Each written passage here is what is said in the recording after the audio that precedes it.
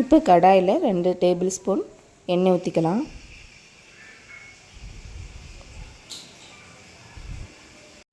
பூண்டு, வரமிளகாய், புளி, வெங்காயம் எடுத்து வச்சுருக்கேன்.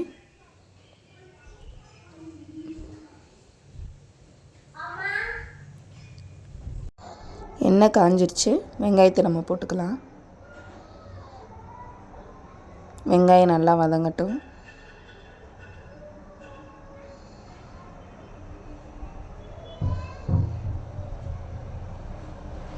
நல்லா வதங்கிருச்சு.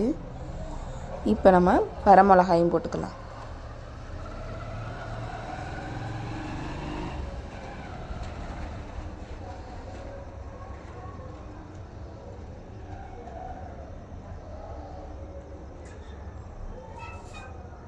வரமிளகா வதங்கிருச்சு. பூண்டையும் போட்டுக்கலாம்.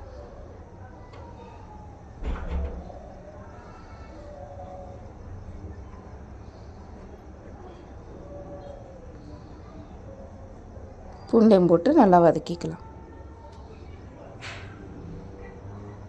அடுத்து புளியையும் போட்டுக்கிறோம். போட்டுட்டு நல்லா வதக்கிக்கோங்க. இப்போ நம்ம அதை அரைச்சி எடுத்துகிட்டு வந்துட்டேன். வதக்கிட்டு அரைச்சிட்டு எடுத்துகிட்டு வந்துட்டேன். இப்போ ஒரு பேனில் கடுகு போட்டு கடுகு பொரிஞ்சதும் கருவேப்பிலை போட்டுக்கலாம். நம்ம அரைச்சிட்டு வந்த பூண்டு விழுதை போட்டுக்கிடுவோம். போட்டுட்டு நல்லா வதக்கிக்கலாம்.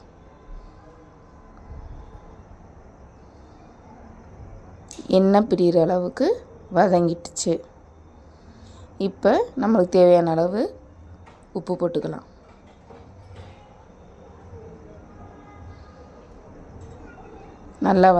நல்லா கிண்டி விட்டுக்கோங்க. நல்லா கிளறிட்டு எண்ணெய் பிரிஞ்சு வந்துருச்சு. இப்போ நம்ம பூண்டு சட்னி ரெடி ஆயிடுச்சு. நம்ம இதை தோசைக்கு மசால் தோசையும் செஞ்சு சாப்பிட்டுக்கலாம். இட்லிக்கும் தொட்டுக்கலாம்.